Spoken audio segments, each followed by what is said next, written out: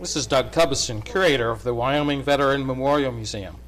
Among the most distinctive items in our museum collections are various lighters dating from World War I through a limited edition commissioning Zippo for the USS Wyoming in 1996. The accompanying exhibit presents a number of the more interesting and historic lighters in our collection. Today, we are going to demonstrate the use of one of the more unique lighter designs. This type of lighter, referred to as a trench lighter, was developed for use in the trenches during World War I. This particular model is properly known as the Bowers side sleeve round tube model, first manufactured by the Bowers Tool and Die Company of Kalamazoo, Michigan in 1930 and produced through the early 1950s.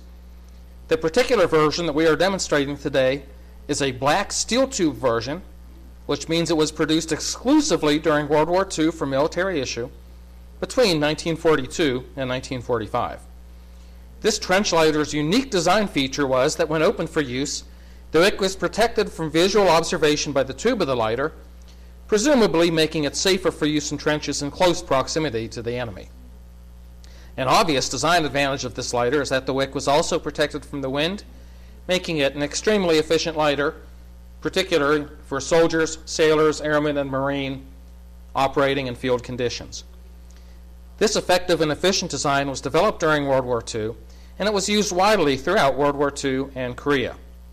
To use the lighter, it had to be first filled with lighter fluid through a small hole in the bottom of the lighter.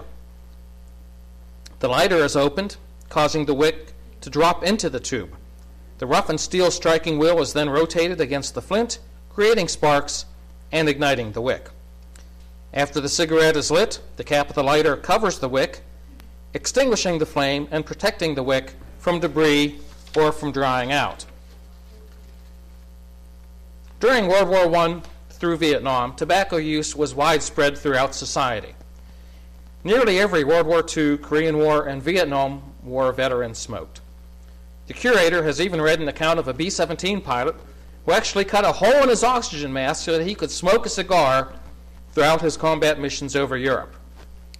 The health risks of tobacco use were not generally understood. Today, we are well informed of the numerous and significant health-related concerns arising from tobacco use. The Wyoming Veterans Memorial Museum strongly recommends against using tobacco products of any kind.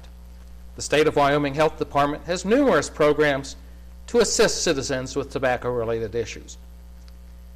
We wish to thank our model, Mr. Con Trumbull, one of the volunteers at our museum, whom we might add does not use tobacco products.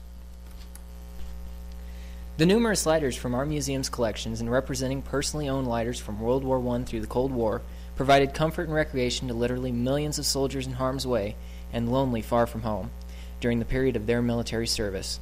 This exhibit commemorates the contributions of the lowly but important lighter to our veterans.